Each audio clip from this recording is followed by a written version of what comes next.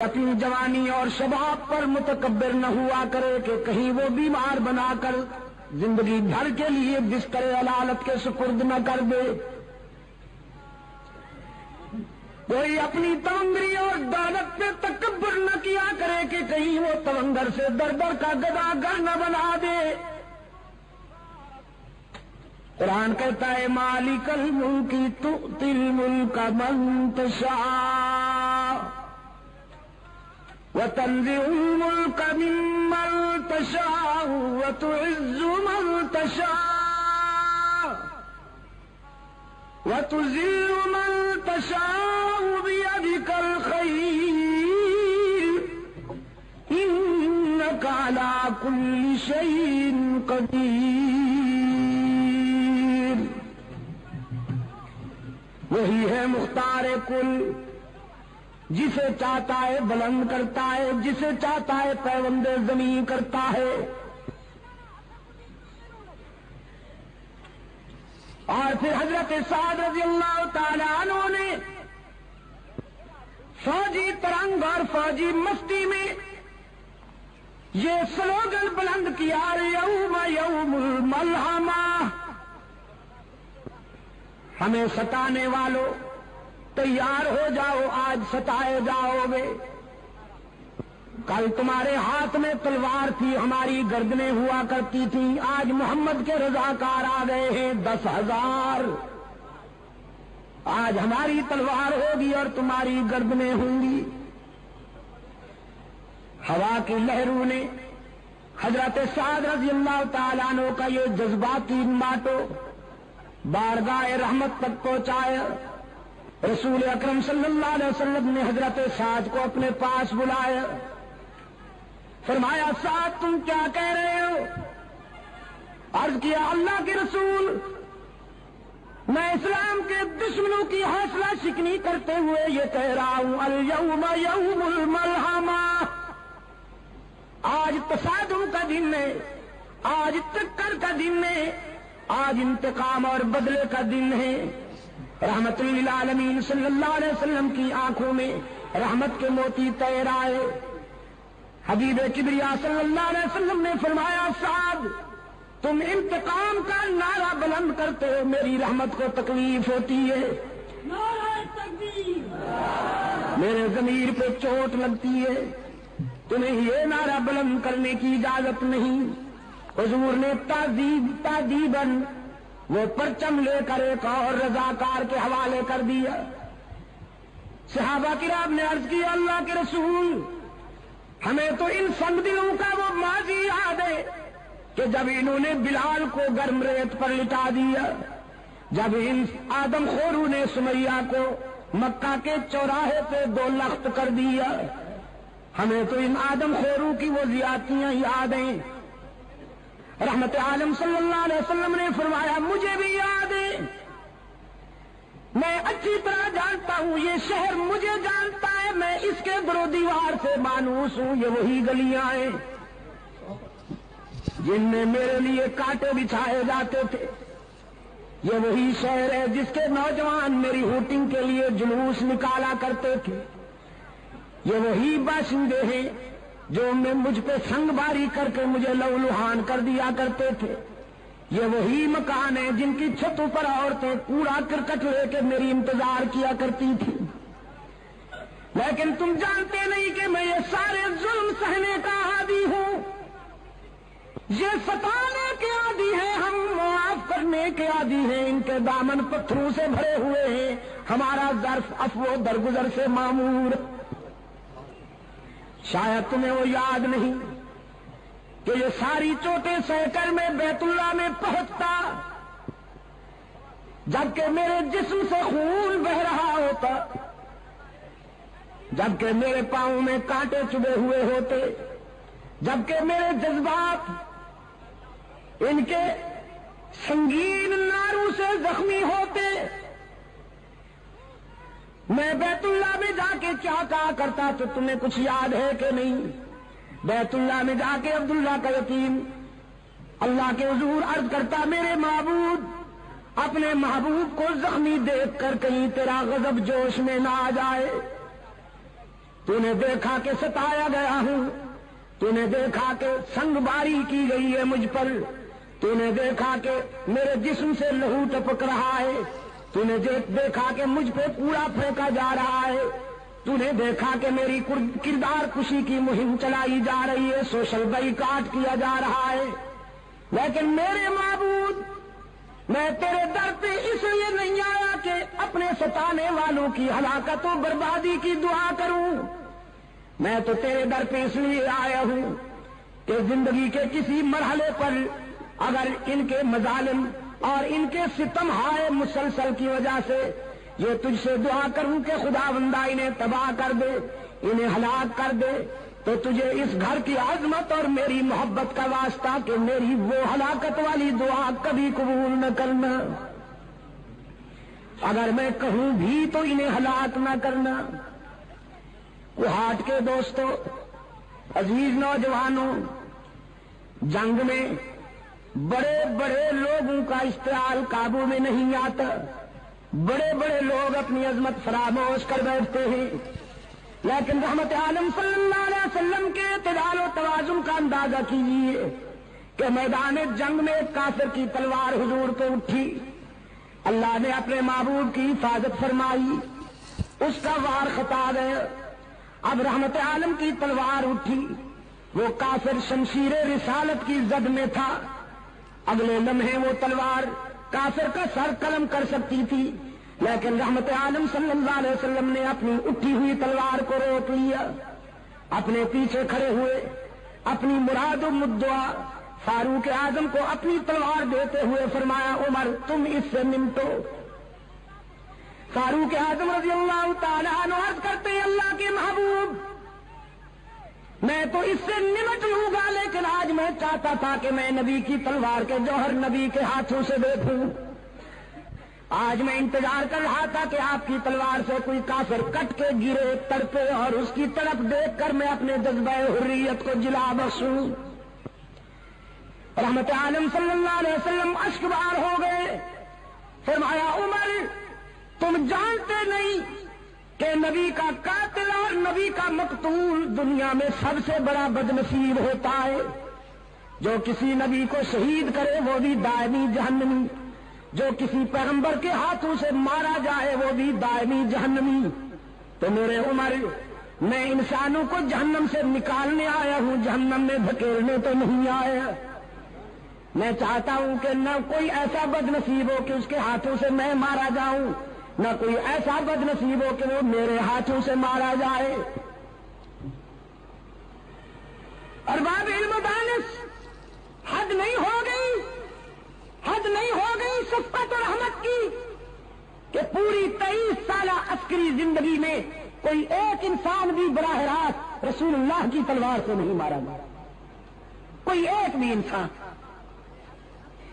میرے آقا نے اپنے رضاکاروں سے فرمایا یہ نعرہ بلند کرنے کی اجازت نہیں، آج میں ان کے لیے وہی جذبات لایا ہوں جو میرے بھائی کے حضرت یوسف کے جذبات تھے کنویں میں ڈالنے والے مہربانوں کے لیے، آج میں بھی ان کے لیے وہی کہتا ہوں جو میرے بھائی یوسف نے کہا، لا تثریب علیکم اليوم، آج تمہیں تمہارے ماضی پر شرمندہ بھی نہیں کیا جائے گا، تو تم بھی جاؤ مکہ کی گلیوں میں جا کے، مکہ کے ہر دروازے پہ جا کے میرا پیغام پہنچاؤ، اليوم یوم المرحمہ، آج بدلے اور انتقام کا دن نہیں، آج عبداللہ کا یتیم تمہیں معاف کرنے کے لیے آیا ہے، آج آمنہ کا لال تمہیں دامن رحمت میں چھپانے کے لیے آیا ہے، ڈرتے کیوں ہو؟ تم نے اپنے دروازے بند کر لیے ہیں، شہر چھوڑ رہے ہو، تمہارے جسم پر لرزہ طاری ہے، ذرا باہر آ کے دیکھو، آج مکے میں فاتح بن کے آنے والا کوئی مادہ پرست شہنشاہ نہیں، آج فاتح بن کے آنے والا محبوب کبریا ہے، وہ انتقام کے جذبات نہیں لایا، وہ درگزر کے جذبات لایا ہے۔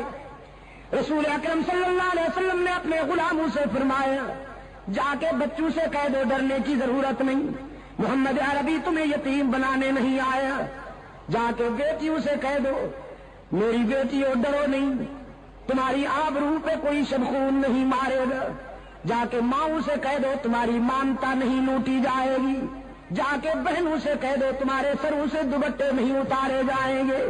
رحمت عالم صلی اللہ علیہ وسلم دختر انسانیت کے سر سے دوپٹے اتارنے نہیں آیا، اترتے ہوئے دوپٹوں کو سنبھالنے کے لیے آیا ہے۔ کیوں کوہاٹ کے روشن ضمیروں، رسول اللہ صلی اللہ علیہ وسلم کے انقلاب نے دختر انسانی کے سر سے دوپٹے اتارے ہیں کہ اترتے ہوئے دوپٹوں کو سنبھالا ہے؟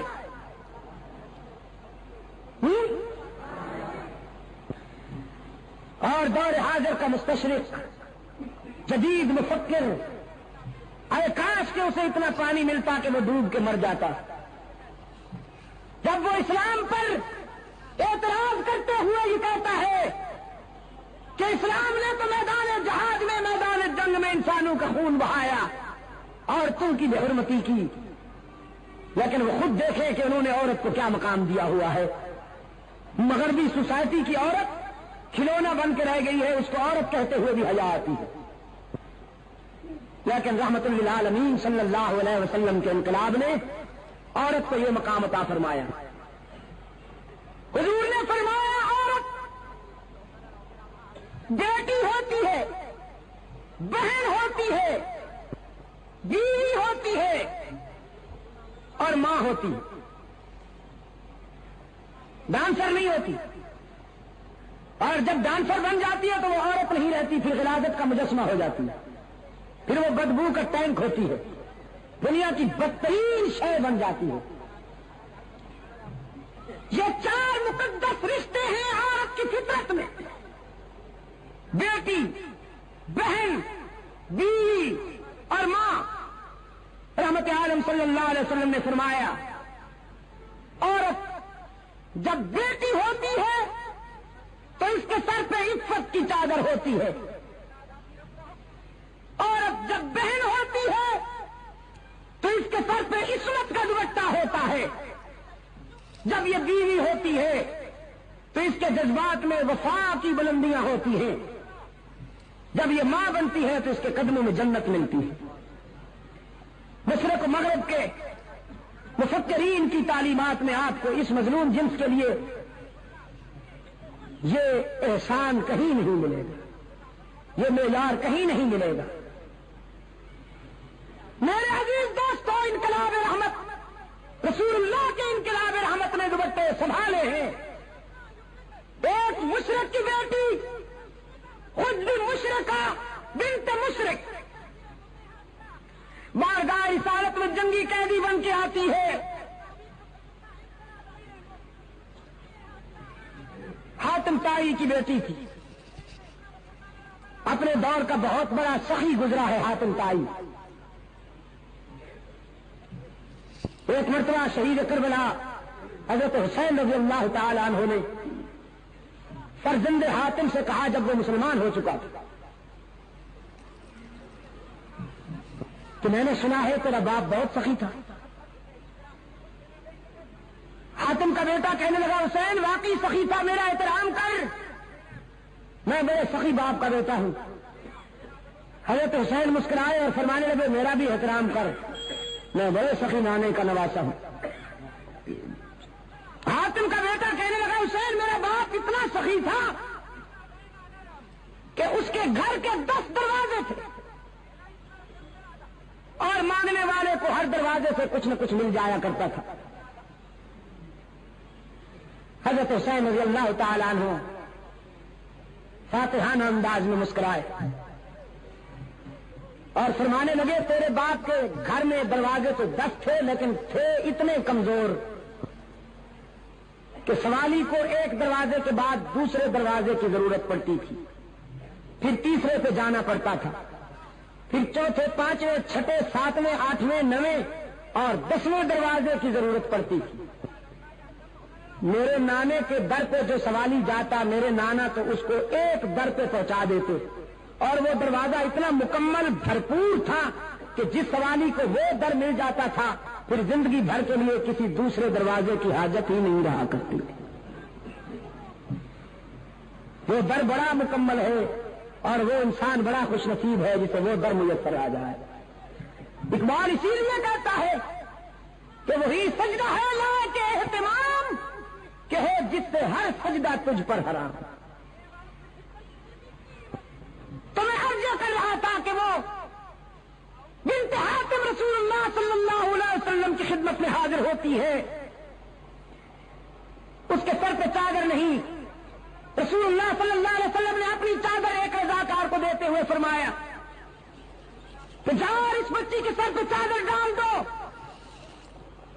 رضاکاروں نے عرض کیا اللہ کے رسول مشرکہ ہے. اس کا باپ سخی تو تھا لیکن مشرک تھا, دشمن کی بیٹی ہے. تو ہم آپ کی مقدس چادر ایک کافرہ عورت اور دشمن کی بیٹی کے سر پہ ڈالیں. رحمت عالم نے فرمایا بیٹی بیٹی ہوتی ہے, دوست کی ہو یا دشمن کی. میرے ہاں معیار یہ نہیں ہے کہ دشمن کی بیٹی ہو تو اس کی رسوائی برداشت کی جائے, اپنے کی بیٹی ہو تو اس کی عزت افزائی کی جائے. میرے ہاں معیار یہ ہے کہ جس طرح میں اپنی بیٹی کے لیے چاہتا ہوں کہ اس کا سر کبھی برہنہ نہ ہو, میری رحمت کا تقاضا ہے کہ میرے دشمن کی بیٹی کا سر بھی کبھی برہنہ نہ ہو. سرکار دو عالم صلی اللہ علیہ وسلم کی چادر اس بچی کے سر تک پہنچی. رضاکاران مصطفیٰ نے وہ چادر جا کے اس کے سر پہ ڈالی ہے تو روتی ہوئی رسول اللہ کی خدمت میں حاضر ہوئی. اللہ کے رسول صلی اللہ علیہ وسلم نے فرمایا بیٹی میں نے سنا ہے کہ تیرا باپ بڑا سخی تھا, تو آج میں تیرے باپ کی نیک نامی کی وجہ سے تجھے آزاد کرتا ہوں. جاؤ تم آزاد. وہ بیٹی کہتی ہے اللہ کے رسول دریائے رحمت جوش میں ہے تو میں اکیلے آزادی کیوں قبول کروں. یہ میرے قبیلے کی عورتیں میرے ساتھ آئی ہیں, پہلے انہیں آزاد کیجئے پھر میں آزادی قبول کروں گی. رحمت عالم صلی اللہ علیہ وسلم مسکرائے, فرمایا ماشاء اللہ صحیح نسل ہو اپنے باپ کی. جاؤ تمہیں تیرے باپ کی وجہ سے اور ان کو تیری انسانی ہمدردی کی وجہ سے آزاد کرتا ہوں, تم سب آزاد. قبیلہ طے کی عورتیں جب آزادی کا اعلان سنتی ہیں اور اگلے لمحے وہ ساری عورتیں رسول اللہ صلی اللہ علیہ وسلم کے اسلام کے حلقے میں تھیں, ان کی زبان پہ کلمہ اسلام مچل رہا تھا. رسول اللہ صلی اللہ علیہ وسلم کی سیرت طیبہ اور حضور کی ولادت, اس پر آپ کی اظہار مسرت کا صحیح طریقہ یہ ہے کوہاٹ کے دوستوں کہ اپنے اندر کردار کی وہ بلندیاں پیدا کیجئے کہ تلوار اٹھانے کی ضرورت ہی نہ پڑے. تیاری کیجئے, حکم ہے اعدوا لهم ما استطعتم من قوة ومن رباط الخيل. اتنی تیاری کیجئے کہ آپ کے دشمن کے حوصلے پست ہو جائیں, لیکن سب سے زیادہ توجہ کردار پہ دیجئے. آپ نے اگر اپنے اندر وہ کردار پیدا کر لیا تو انشاءاللہ اسلحہ وہ کام نہیں کرے گا جو آپ کا کردار کام کرے گا. میں شیخ الحدیث حضرت مولانا محمد زکریا رحمت اللہ تعالی علیہ کے والد گرامی کا ایک واقعہ بیان کیا کرتا ہوں دوستوں کی خدمت میں. بہت سے دوست آج اس اجتماع میں نئے ہیں, ان کی معلومات کے لیے عرض کر دیتا ہوں. حضرت مولانا محمد زکریا رحمت اللہ تعالی علیہ کے والد گرامی ابھی پچھلے دنوں ان کا انتقال ہوا. مدینہ منورہ میں انہوں نے انتقال فرمایا. زندگی کا ایک طویل حصہ اس انتظار میں مدینہ میں آئے, اکثر دعا بھی کیا کرتے تھے. اللہ نے اس درویش کی دعا کو شرف قبولیت بخشا. باب جبریل سے جنازہ اٹھا, جنت البقیع میں ٹھکانہ مل گئے. ان کے والد گرامی سے حضرت مولانا محمد یحییٰ رحمت اللہ تعالی علیہ, ان کے زمانہ میں ایک ہندو مسلم فساد ہوا. سوچ کر میں نے تجھے تیرا پرس واپس کر دیا, جاؤ اپنا کام کرو. نسبت بڑی بات ہوتی ہے عزیز دوستو. 18 ہندو مولانا سے عرض کرتے ہیں ہم نے سوچا جب غلام اتنا سچا ہے اس کا آقا کتنا سچا ہوگا, ہم فیصلہ کر کے آئے ہیں کہ ہمیں بھی اسی کا غلام بنا دیجئے جس کی غلامی نے آپ کو حق و صداقت کی یہ بلندیاں عطا کی. مولانا کے ہاتھ پر انہوں نے کلمہ پڑھا، اسلام قبول کیا. کہنے لگے مولانا عدالت کا وقت ابھی ختم نہیں ہوا، چلیے ذرا. اب کیونکہ ہم مسلمان ہو گئے ہیں، فرض ملکیت ہمارے پاس ہے، مثل عدالت میں موجود ہے، ہم بیان دیتے ہیں کہ زمین مسجد کو ملنی چاہیے. عدالت میں آ کے انہوں نے بیان دیا کہ اب چونکہ ہم مسلمان ہو چکے ہیں، اس زمین کے اصل مالک ہم ہیں، تو آپ یہ زمین مسجد کے نام الاٹ کر دیجیے. اس نے مصر کو معائنہ کیا تو دیکھا کہ واقعی یہی لوگ اصل مالک تھے زمین کے. زمین مسجد کے نام الاٹ ہو گئی. مولانا محمد یحییٰ رحمۃ اللہ علیہ سنجیدگی کے ساتھ باہر آئے اور اپنے جذباتی سر پھرے دوستوں سے فرمانے لگے یحییٰ نے جھوٹ نہیں بولا تو یحییٰ کے خدا نے یحییٰ کا دین بھی بچا لیا، زمین بھی عطا کر دی. میرا پیغام آپ کے لیے آج یہی ہے کہ آپ حضور اکرم کی ولادت کا جشن یا خوشی اس طرح منائیے کہ رسول اللہ کے زیادہ حیات کو اپنا کر رحمت عالم کا کردار کو اپنی زندگی میں جگہ دیجیے، پھر دیکھیے اثرات کیا ہوتے. آج اسرائیل کا یہودی، روس کا دہریہ، مغرب کا آدم خور، گوری چمڑی والا سیاہ دل بھیڑیا یہ سمجھتا ہے کہ مسلمان فقط نام کے رہ گئے ہیں. اب ان کو مٹانا کوئی بڑی بات نہیں. یہ نعرے تو خوب لگاتے ہیں، جھنڈیاں بھی خوب لہراتے ہیں، چراغاں بھی خوب کرتے ہیں، لیکن عملی زندگی کے کسی گوشے پر رسول اللہ کی